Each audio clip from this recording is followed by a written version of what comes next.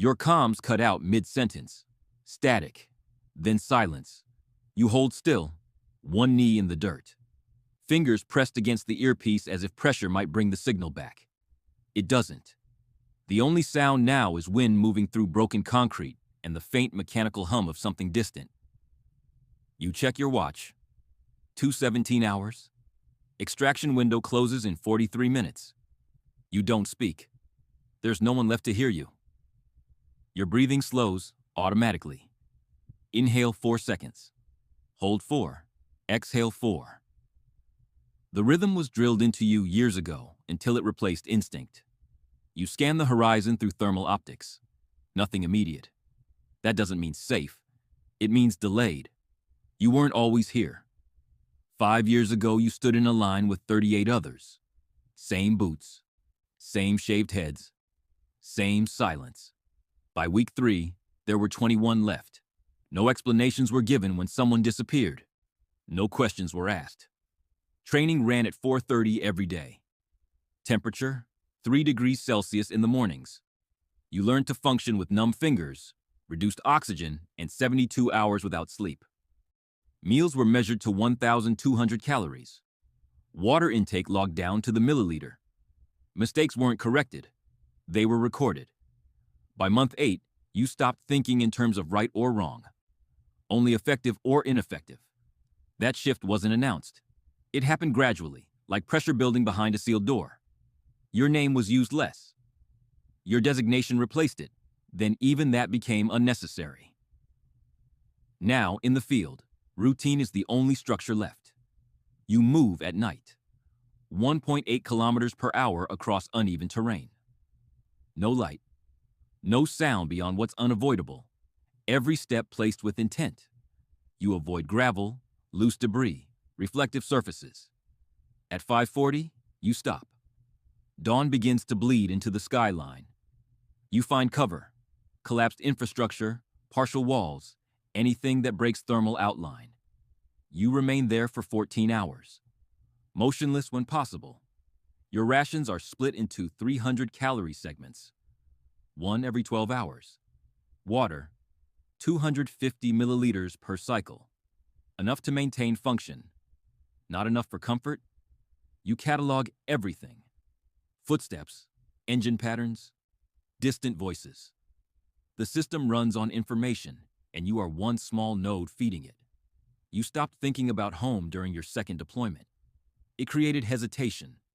Hesitation creates error. Error gets logged.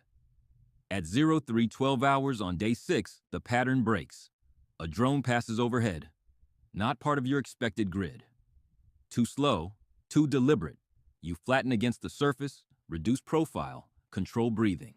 The second pass confirms it. You've been marked. Thermal scans begin sweeping in intervals, every 90 seconds. Expanding radius. They don't know exactly where you are yet, but they know enough. You shift position. 40 meters west, then another 60. Movement increases risk, but staying guarantees discovery. You recalculate. Extraction point is now compromised. Probability of clean exit drops below 20%. Your comms remain dead. You reach the objective zone at 4:05. The target structure stands intact. Minimal external security. That's wrong. Intelligence suggested resistance. Absence of it means one of two things: bad data or deliberate silence. You don't pause to resolve it. Inside, the air is colder. Concrete walls holding on to night temperature. You move through corridors measured in steps. 8 meters. Turn, 12 meters. Door, the device is placed precisely where expected. No deviation. No improvisation required. That's what makes it unsettling. You arm it. Timer set to 6 minutes. Now the decision. You can leave immediately. Attempt escape through a compromised perimeter. Survival chance? Low, but measurable. Or you stay. Confirm detonation. Ensure the objective is completed beyond doubt. Survival chance? Negligible. You don't frame it as choice. You were conditioned to remove that variable. You stay. At 4:11, the building begins to collapse inward. The shockwave moves through concrete and steel, compressing air into a single violent moment. You're already outside the blast radius, but not far enough to avoid impact. You hit the ground, ears ringing, vision narrowing, then returning in fragments. Dust fills the air, thick enough to taste. You wait, count seconds, assess damage. The structure is gone. Objective complete. You move toward the secondary extraction point. It was never confirmed, only implied.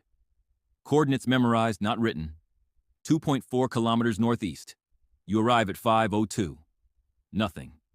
No signal, no aircraft, no markers. You wait anyway. 5 minutes, then 10, then 15. The sun begins to rise, light cutting across the terrain in sharp angles.